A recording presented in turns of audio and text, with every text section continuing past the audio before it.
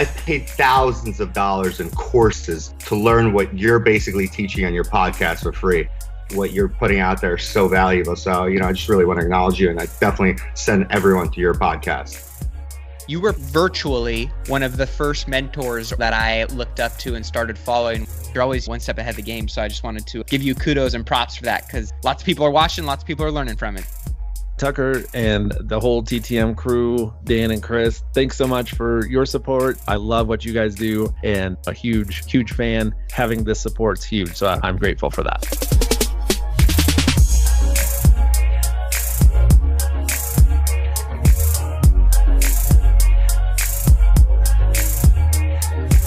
What's up, everybody out there in listener land? This is episode 283 of the Real Dealz podcast, and as always, I am your host, Tucker Merrihew. I've got another great episode for you. In fact, this past week, I was thinking to myself, you know what? We've been doing this show for going on 6 years, which is pretty crazy. And I was actually talking to Mr. Brandon Turner from Bigger Pockets, which, by the way, he's going to be on the show here in the coming month. But I was talking to him about coming on the show, and I said, you know what? The first podcast I ever did was with him and Josh Dorkin about 6 years ago when they interviewed me for the Bigger Pockets podcast. I think it was episode number 22. And I remember at the time I was thinking about starting this podcast, but I'd never actually done an episode. And I was pretty nervous for the show, just as you would imagine, first time talking on a microphone. But that was 6 years ago, and a lot of you guys probably found me as a result of that show, so it was a great show to do. But funny side note is, I had talked to Brandon, I don't know, probably a week or two prior, and I said, hey, if you want somebody to do an episode with you guys, I'd love to do it. And that was before the BP podcast had really blown up, and Brandon Turner was Brandon Turner, and Josh Dorkin got bought out for a ton of money and all those things, right?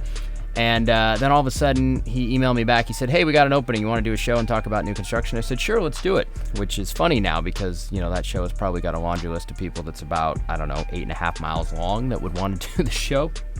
So that's how long ago it was, back when podcasting was just this little thing that we were all trying to do. So anyway, I started reflecting on what this show has been over the last 6 years and kind of the different formats that we've done and what I like, what I don't like, what I want to change moving forward, just to kind of freshen it up. And when we first started the show, we had all these different segments, which I thought was really cool, but it was difficult to continue doing all those segments because number one, there wasn't enough angry phone calls anymore to continue doing the direct sellers or direct mail's greatest hits. Because people started getting marketed to a lot more, and because of that, they started to become a little more numb to these, I want to buy your house letters. So there wasn't quite as many crazy people that called us with angry messages. And on top of that, it was just a lot of content to put out. And so at a certain point, I didn't want to put out content for the sake of content. We had covered most of the topics, right? So then we shifted the content or the structure to, what it has been for a while. And now I want to freshen it up again. I want to do something different. I want to kind of flip the script. I want to provide you guys a type of podcast that isn't out there in our space right now. So what we're going to do for probably the next, 5 to 10 episodes, something like that, is we're going to do a Rock Stars of Real Estate series. And when I say Rock Stars of Real Estate series, say that 5 times fast, right? What I'm talking about is we are going to take the best content from all of the interviews that we've done over the past 6 years. And I've talked to a ton of people, a lot of people that, are big names in this business now that maybe weren't big names back then, but now they've grown into these, big figures within our business that are very recognizable. Or maybe they were big names back then and they're even bigger now or the same. And so what we're going to do is we're going to go extract some of the best content that's been back in the 282 episodes that we have done, and we're going to bring it to you in a much more easily consumable format, which is basically a Rock Stars of Real Estate series. And what we're going to do is we're going to have 3 different rock stars per episode that we're going to slice some content out from the episodes that they did with me a long time ago, the interviews that I did with them, and we're going to put it here for your listening enjoyment. So moving forward for the next 5 to 10 episodes, I say 5 to 10, I don't know, maybe it'll be more, but that's kind of what I'm guessing. We're going to have 3 snippets from 3 different people that are very noteworthy within the business on each episode that hopefully provides a lot of value to you guys and kind of brings a lot of this great content back to the forefront, and hopefully you guys enjoy it. So that's what we are going to do to kind of shake things up moving forward. Now, before we get into all that, of course, I'm always going to keep you guys up to date with what's going on with me and TTM over the course of the past week. And, let me tell you, it's been quite a week. We've been trying to finish out our Dunthorpe project, which is a beast. Let me tell you, it's a big project. And, the one thing I have determined is as you build these bigger homes, inherently the bigger they are, the more expensive they are. But mainly the bigger the house, the more challenges you have with your subcontractors, because a lot of subcontractors can handle, a 2,800 square foot, 3,200 square foot house. They can handle that. They know how to, time allocate, labor allocate. They know how to get those done. But when you get to a 5,000, 6,000 square foot house, a lot of these guys just hang themselves in terms of they don't know how to manage time, manage their laborers. They just don't know how much time it's actually going to take them. So then we end up having to cattle prod these guys to be able to meet our schedule when they say that they can get it done in a certain amount of time and they can't. So the last week or so has been a lot of that, which let me tell you, it's a very irritating place to be, but I think we're rounding the corner on it now, and we're approaching probably the last 5%. The house is going to turn out absolutely amazing. Beyond that, we're actually in talks with a publication here, a magazine for the, it's a local magazine for the state of Oregon, but they may do a cover of the house once it's done as part of their winter issue, which would be really cool. And that would give us a lot of notoriety for our brand. And on top of that, we've got a lot of interest in the home. It may actually sell before it's even done. And to do that with a house that's somewhere around $3.5 million, I'd say that's quite a feat, because that would be probably the most expensive house to sell in the Portland metro area that is not on water this year, which if we can take that award, we will definitely take it, and it'll be great for the brand. And more than anything, it's just going to be an amazing house. Without a doubt, the best house we've ever built. Now, we built this house before once, but this time we've refined it, and the design on it is just amazing, and the location, you just can't beat it. It's in Dunthorpe, which is the most expensive area in all of Portland. So there you go. So that's what we got going on. Beyond that, though, it's been a little bit of a rough week trying to finish that project. My dog that I've had for, I don't know, about 11 years now, she kind of took a turn for the worst about a week ago, and we thought we were going to lose her on and off for the past week, so I've been kind of nursing her back to life. It's been a little rough. Today, I will say she walked on her own again, which is great, so hopefully she sticks around for a little bit longer. But in the midst of dealing with, our Dunthorpe project and all of our challenges with the subs and my dog I'm trying to nurse back to life that I think is dying, and my kids screaming and driving me crazy, in the midst of all of that, I get a call this week from the city of Lake Oswego. And, it's one of those where I'm like, quiet, telling the kids to be quiet, so I can take the call, because it's an important call coming in. And I'm hoping that it's just like, God, I need some good news here this week. And so the call was from one of the head engineers down to Lake Oswego. And we've been going back and forth on clearing all of the conditions on our view lot. That's been one of the biggest anchor projects that we've ever done by far. And the call came in and he said, you know what? I'm good. We're signing off on everything. We're ready to allow you guys to move forward. So now, after 4.5 years, we have an amazing piece of property that overlooks Lake Oswego, but now it has finally been deemed safe and buildable by the city, which means that we can either build it or we can sell it. So it's been a long time coming. It's been a ton of work. Let me tell you, absolute tons of man hours by me. I've got a PhD in geotechnical analysis and stormwater management and everything else that goes along with slide areas that you have to be aware of. But we finally got there. So now we can actually sell this thing, or we can build on it. I'm not sure which one we're going to do. It depends on how fast our Dunthorpe project sells. But we have options now, and we're no longer handcuffed, which is amazing. So anyway, it was a tough week, but that was kind of the silver lining. And then, of course, we're rounding the corner here on our Dunthorpe project, which is great. And we also actually just finalized paperwork on a new Lake Oswego project yesterday. We've been going back and forth through the inspection period, and we finally were able to come to an agreement on price. We got all of our inspections done, and it'll be a cool little ranch. So all in all, it's been a challenging week, but it's ending up as a good week, and I'm pretty excited about it. So that's pretty much what's going on with me and TTM over the course of the past week. But of course, there's a bunch of other stuff, but that's the Cliff Notes version. So without further ado, I want to get into our new format. And this week's show is going to feature Jay Scott, RJ Bates III, and my man, Trevor Mauch. All right, Real Dealz podcast listeners, I want to talk quickly about our show's sponsor, Iron Bridge Lending. If you guys have not reached out to Iron Bridge already to talk to them about funding some of your upcoming flip projects, I highly encourage you to do so. I've known the owner of Iron Bridge for a very long time. I personally borrowed millions of dollars from them over the years to do a number of different projects, and I can say without a doubt, they are the best hard money lending company I have ever come across, and that is the reason why they are the sole sponsor of this show. I've had a lot of other companies reach out to me and want to sponsor this show, but I just won't do it. I feel like I need to be genuine in who we have sponsoring the show, and it needs to be somebody that I've personally done a ton of business with. So I personally vouch for their ability to be the best, hands down, in the world of hard money lending. You won't find better programs, you won't find better terms, and they're lending or will be lending in over 20 states. So chances are, if you're hearing this in whatever state you're in, it's definitely worth it to check out their website, reach out to them, see if they're lending in your state, and if they are, I would absolutely encourage you to do business with them.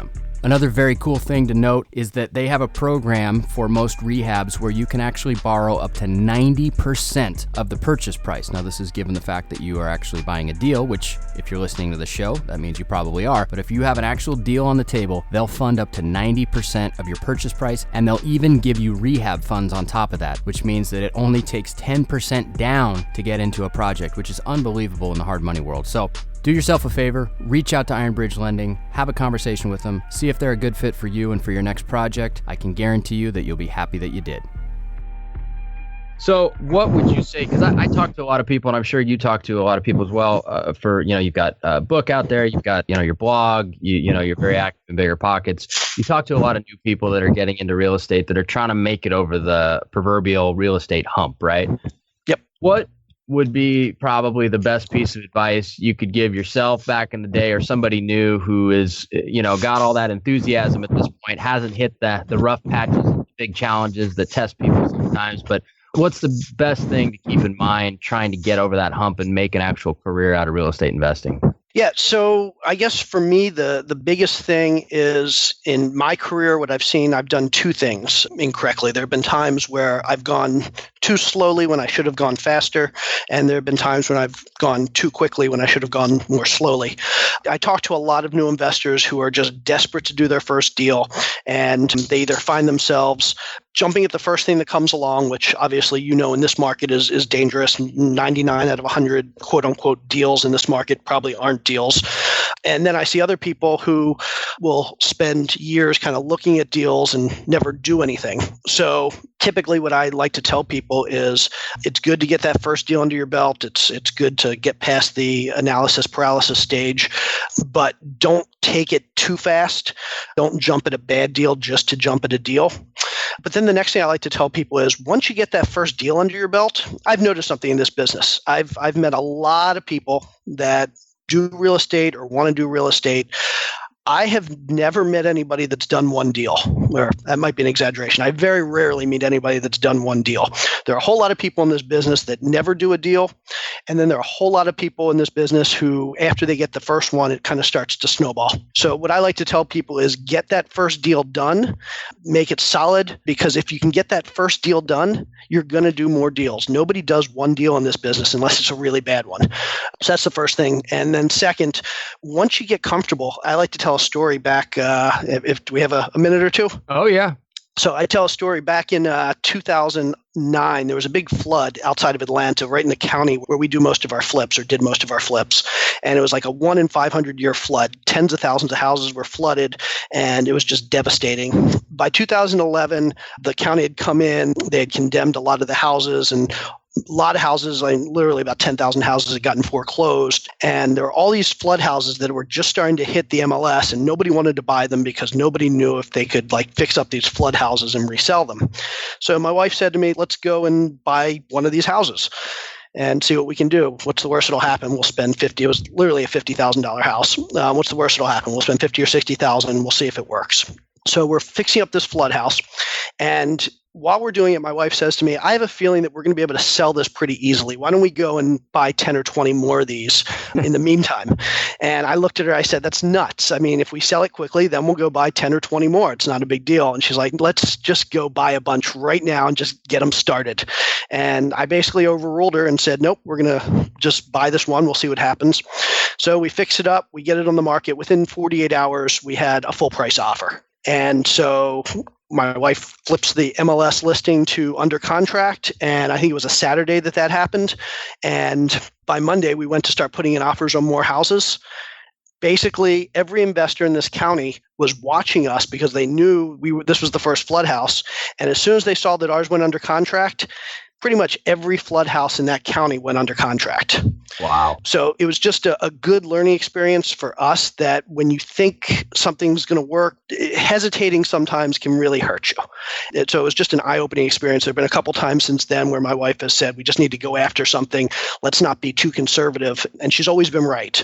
So I like to just tell people that story to remind them that being conservative is good, but you also have to trust your gut and don't be too conservative in this business. It's funny, just a story to follow up your story. We did our first infill new construction build in 2010, 2011. And we bought a house that originally, it had all kinds of foundation problems. And we just decided to pull an audible after we gutted the place. And I decided I wasn't going to try and sell a house that I had to put like 10 piers in the ground, underpin it to bedrock and all kinds of stuff like that. That was going to be too challenging in that market to sell that house. So we scraped the house and we built new construction, but it was in one of those areas, and I'm sure you're very familiar with it, having built all over Atlanta, where new construction pricing had not yet been obvious that you could get it. And we were going to price this house somewhere around $600,000, which at the time was a very expensive infill house. Now it's a bargain here in Portland, but we tested the market. And as soon as we sold that house or it went under contract, all of a sudden, every other infill builder that was sitting on the sideline wondering if that area could absorb it went crazy. And they started buying up every little 2-bedroom, 1-bath shit shack that they could to do the same thing. And the market went crazy. So very, very similar to your story, just a little different type of product. And just to throw out, it's always good to be aware of what other people are doing, because it was also a good lesson on the other side. We had no idea that there were 30 or 40 other investors in our county that were watching our flip to see if it would work, to figure out if they could then employ that same strategy. But I like to tell people a lot of times the best strategy is go see what's working for other people. So you don't always have to be innovative. You don't always have to do the newest and the best thing. Just find what somebody else is doing that's working. And if you're getting started in this business, just copy it. For sure. That's good advice. All right, guys, I want to take a minute here to talk with you about our Driving for Dollars app. Our Driving for Dollars app is in the iTunes Store. It's in the Google Play Store. It's free to download, and you get a 5-property free trial once you do. Now, if you like what you see and you play around with the app and you're like, you know what, I could use this in my business, which you should. It's the most cost-effective Driving for Dollars app in the market by far. But there's 2 $20 plans that are available right now. So you can get up to 100 skip traces for $20, or you can get unlimited list building for up to $20. And you and your team can use the app.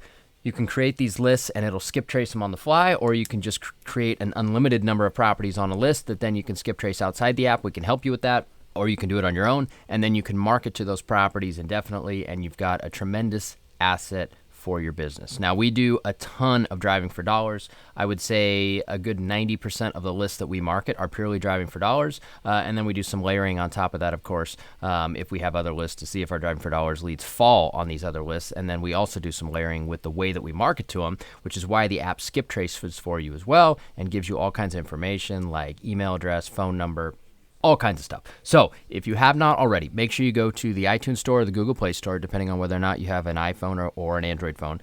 Go download the Driving for Dollars app. It's free to download. You get a 5-property free trial. Give it a test drive. See if you like it. And if you do, we have plans starting at just $20 a month. So go download it today. You went from that moment to $750K in wholesale fees in your first year. That's a meteoric rise, we'll say, right? Right. I had Trevor Mauch on the show not too long ago, and his rise with the whole Carrot brand has been meteoric. But that what you did in that first year is very much the same thing in terms of the amount of revenue you generated simply from wholesaling. What was the driver in that? Because that was 2015. That was not a low-hanging fruit year of easy to pick REOs, right. Easy to pick up foreclosure auction stuff with fat margins. What were you guys doing to make that $750K a reality?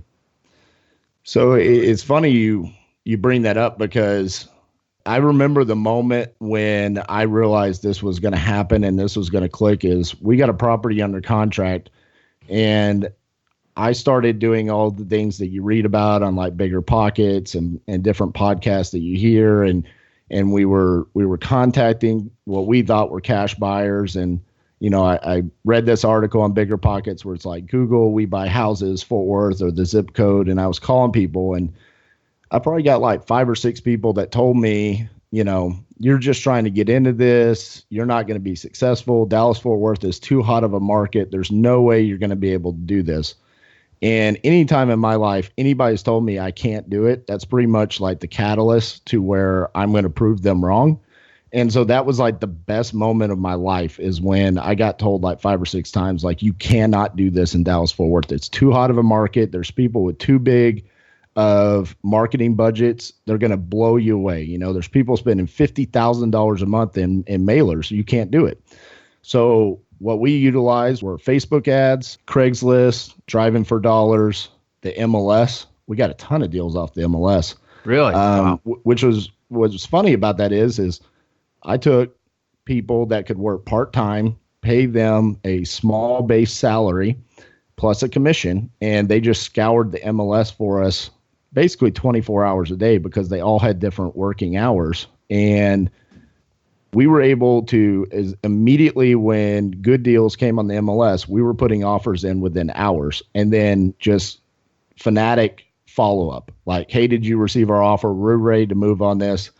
And it worked out. It was a lot of hustle and just being creative and not trying to beat our head against the wall and compete with those people that have, the monster marketing budgets. Yeah, I mean, it sounds like it was just kind of a variety of stuff, and for lack of a better term, you just MacGyvered your way to $750K. Absolutely. Yeah. Which, I mean, and to be honest with you, we continue to do that. I mean, we're still, even though we've grown, this past year we did like 1.75 million in revenue. This year we'll probably do 2+ million. We're still not out there competing with those people with our marketing budgets. We're just creative with how we do it. We utilize digital marketing intelligently, be it Facebook ads, retargeting, Google pay-per-click.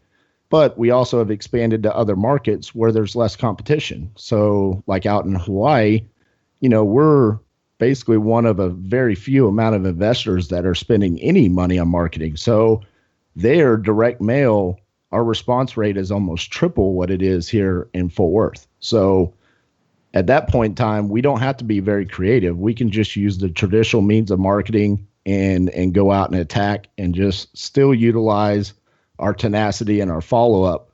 And it's just as successful there as it is here in Fort Worth, but better because there's less competition.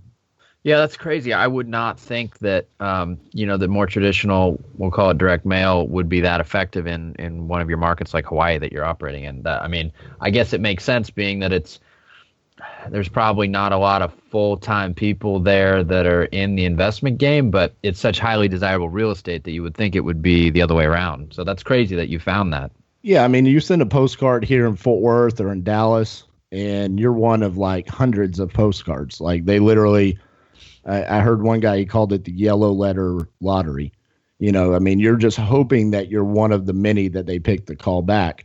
But in Hawaii, we had motivated sellers calling us back saying, what is this postcard that you sent me? You want to buy my house? I don't understand why, what's going on? They never seen anything like it before. So we're kind of, the sellers here in other markets are kind of numb to that marketing, but there it was very enticing and intriguing. They didn't know what we were trying to do. And so when there was motivation behind that seller, we were immediately solving their problem, and we were the only person reaching out to them. So that's why it was successful. Yeah, that's crazy. It kind of takes me back to we first started doing, your quote unquote yellow letters back in 2010, and 2009, 2010. And literally, we could send out 300 of them, and we'd get like 60 calls, and because people weren't numb to it yet, right? They didn't know what to think of it. So it's funny that you can kind of, in the marketing that you're doing in Hawaii, it almost takes you back to that time, which I would never have suspected that. When I saw that you were doing stuff in Hawaii, I thought, man, you got to have a pretty sophisticated, lead flow type system set up. But as it turns out, you could just crank back the clock and do what everybody was doing, or very few people were actually doing, which is why it works so well. 8 years ago. The only thing that's kind of unique about Hawaii is you have to have someone that's local that's answering the phones. if I answer the phone or someone here in Texas, they're gonna hear my accent and they're not gonna want to do business with me because they very quickly realize I'm not local to the island. So Yeah, you are a quote unquote Howley. exactly, Very obviously, right? So yeah, that is the unique part of it. Outside that, the traditional means of marketing work very well. All right, guys, I want to take a quick second here to take a break from the show and talk to you about our Deal Finders Academy, or the DFA, as I often refer to it. Now, it's the original online mastermind group in this space that we call real estate investing. We started it about 5.5 years ago, and we've still got a ton of our original members from 5.5 years ago, which has to say something, right? But at its core, it's an amazing group of people that are from all over the country that are doing this business every single day. You get question and answer, you get advice, you can throw up a scenario and you can get 5, 10, 15, 20 people giving you advice on how to handle it, just like that, almost instantaneously. It's an amazing resource to be able to have. It's a fantastic community. We've got a ton of great people. I've made so many great friendships from having the DFA. I can't even count how many, honestly. And I know many other people feel the same way. So if you are interested in joining us, it's a very, very inexpensive mastermind group to be a part of. It's only $199 a month. There's no contracts. And the best part is we don't stack people on top of each other. So that means the competitive advantages remain competitive advantages, and you can use them in your exact marketplace. So we get a kind of a detailed rundown of exactly where it is that you're going to operate, and that way we don't allow people to come into the group that are going to operate in that exact same area, and then that way everybody can flourish that much more. So there aren't many other groups out there that do that. We've remained very committed to keeping an exclusive group and making sure that all those competitive advantages benefit those people that are in the DFA. So we would love to have you as a part of it. We're trying to add some more people to those areas that we have space. So reach out to us today. Go to the dealfindersacademy.com. From there, all you got to do is book a call with Dan. He'll chat with you. We'll see if we have space and if it's a good fit. And if it is, we'd love to make you a part of our DFA mastermind group. So, yeah, I mean, you guys have had a pretty meteoric rise since then, really. I mean, you filled a void in the market that you obviously saw but hadn't fully tested, but you thought it was there. In hindsight being 2020, it was there, obviously. What do you think, just from one entrepreneur to another, what do you think was the biggest driver in kind of taking you to that low point? Because I like to talk about the low points on the entrepreneurial journey as well. Was it focusing or not focusing, but having to fill your day with shit that you don't want to do and focus on? It just became too much. Was that the main driver in kind of getting you to that point where you wanted out, essentially? Dude, yeah, that's one of them for sure. So it's funny. It's probably like a year ago, 8 months ago, I was at a park with some friends. And we were sitting there like barbecuing some burgers and stuff like that. It was dusk in the middle of Oregon summers, which are like the best ever. And so my friend, he's a real estate investor, but also works at our church. And he asked that question, right? Anyone that looks successful from the outside, someone always like, what's the one thing? What's the one thing that you can attribute your success to? And we sat there for probably an hour and a half talking about not one, but 8 things that I discovered. I'd never really thought about that question. And I'm going to answer your question here in a second. I'm like, okay, it wasn't one thing, but it was a series of one things. In this phase of my life, there was one thing I had to do to get to the next phase. In this phase, it was one thing. In this phase, it was one thing. So in that phase where I was, let's say when we moved here to Roseburg, that's where my publishing company, my consulting company started to do really well. Okay, so I was making money. People were paying me really well for things that I was doing, and I was pretty good at them. The problem was those things, I was tricked into thinking that those were my unique ability because people would pay me a lot of money to do them. And that's one of the worst pieces of advice I've ever heard is someone said, your unique ability, the things you should be focusing on are the things that other people say you're amazing at and they'll pay you a lot of money to do that. And I did that. The problem was they drained my energy. So I kept on taking on more of that stuff. I kept on taking on more execution of marketing instead of strategizing and doing calls like this. And execution drains my energy. I love thinking of ideas. I love strategizing. I'm going to lay out the strategy, then I'm out of here. Like, I'm going to ruin the execution of it. And that's why we have a big team now. But at that time, I was all day waking up, executing, a little bit of strategy, executing some more. Another thing I love, and I didn't know I loved it at the time, but I love coaching. I love doing things like this that I'm passionate about. I don't charge for coaching. I don't do coaching for a living. I just love doing it. Mentoring local people, doing these podcasts, coaching our team. And I wasn't doing any of it. I was the guy behind the scenes in the business. Someone else was in the front.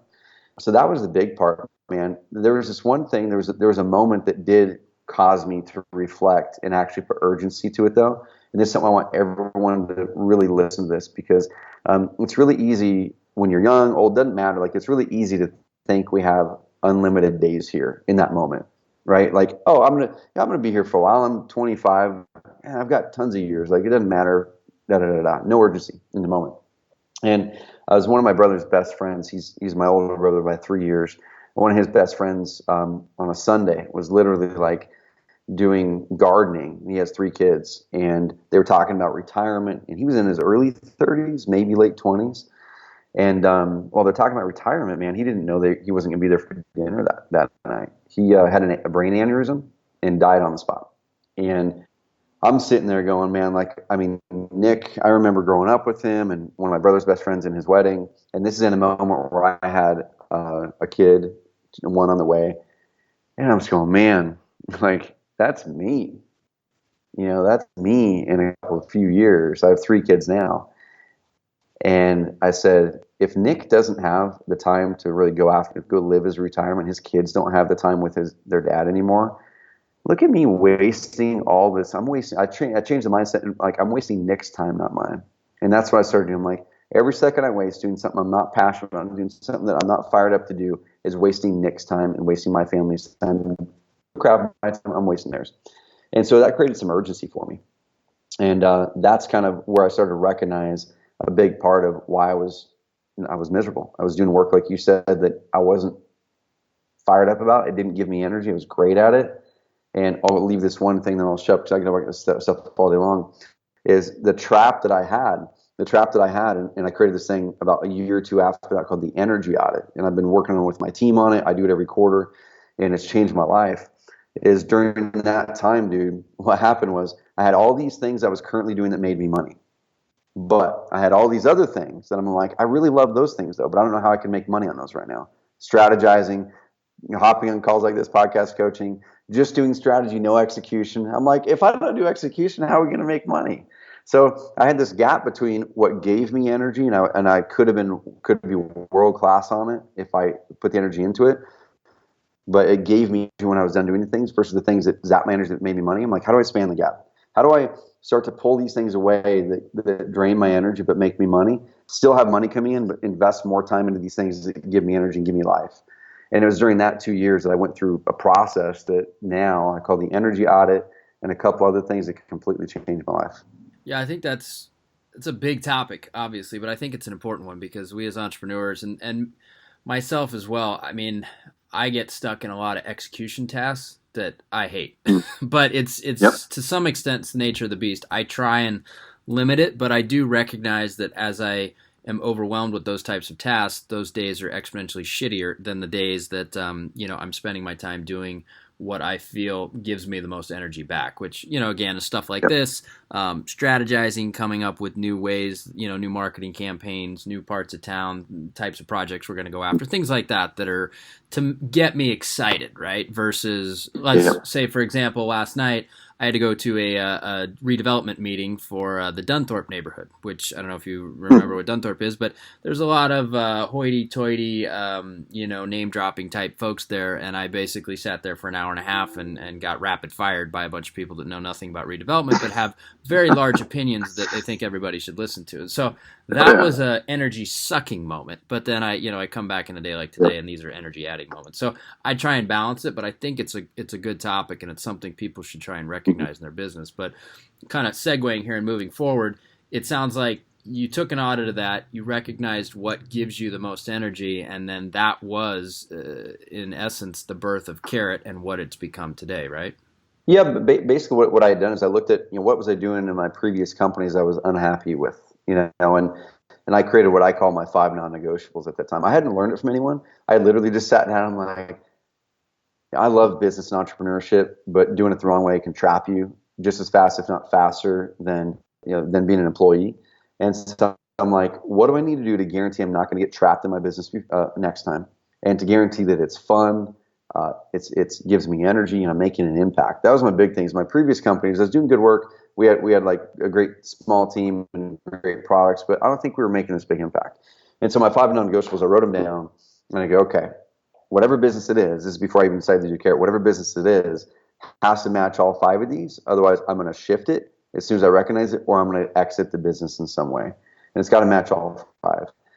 And so that was really that nexus, is going, okay, before I had even started Carrot, I knew what it was going to look like as far as like, how is it going to serve me and our community, right? And I think that's one thing that a lot of people don't do is they start a company like I had before with this dream. It could be an income-based dream. It could be whatever it is. Oftentimes for newer entrepreneurs, it's an income and time dream. Income, lifestyle, time. But the thing is, if we don't write down those things that we're unwilling to negotiate during building the business, it's really easy to give an inch.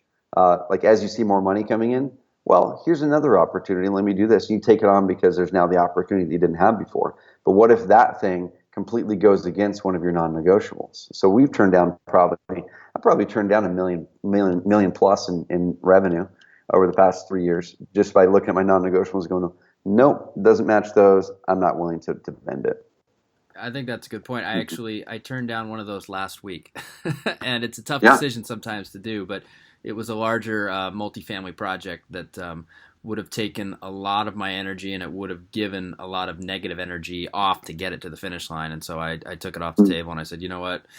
We'll make money a better way for me personally versus keeping that on the agenda. So yeah, it's a tough decision sometimes, but as you kind of explained, it's the right decision if you're ultimately trying to build a business that you want to be in every day, doing the things that you as the leader do. Dude, and that's let me toss one thing in there real quick, and that's one thing too that I want people to make sure that they're looking at is what is your business going to look like in a year, 2, 3 years, right? Because a lot of people, especially if they're getting into house flipping or wholesaling, they look at what they want it to look like in a year. Hey, I want to start making money. But what happens then? Are you creating a job for yourself? Are you actually intentional with creating this thing, which is going to get you to ultimately where you want to be in life? And so many people end up creating a job for themselves, and then they look back, go, oh shoot, like I don't like what I'm doing now, and that's what I did before, right? It's like, shoot, I created this thing that sounded amazing. I reached those goals, and now I just have a job, and I don't even like it, and I feel like I'm trapped, and that sucks. And so think 1, 2, 3, 4 years out. It's like if you're going into house flipping, wholesaling, is that the end goal? Hey, that's what I want to do for a living. I want to do that, or is that going to be your jumping off point? That's going to be the thing that fuels the next thing, and then fuels the next thing.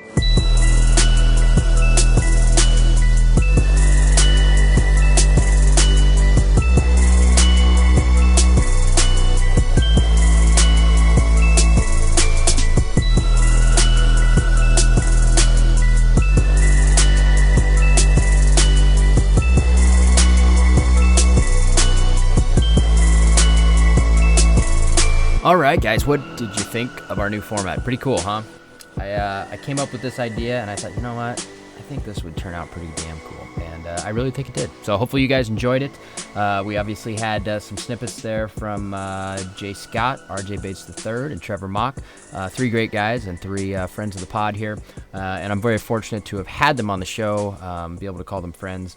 And hopefully you guys enjoyed the little snippets that we were able to kind of pull back to the forefront. That way you guys can get as much value out of those interviews as possible. Sometimes, with 280 some odd episodes, sometimes things just get buried, right? It's hard to consume all that content, and it's hard to extract all that value. So that's what we're doing. We're going back through. We're trying to pull out the most valuable stuff that we've got, and we're trying to make it, in bite-sized pieces for you guys to consume. So reach out to us. Let us know what you think about this new format. Like I said, this is going to be the next 5 to 10 episodes, maybe more. I don't know. We'll see. We've got a lot of interviews. We got a lot of content. We got a lot of good stuff that I want to make sure everybody out there in Listenerland is absorbing.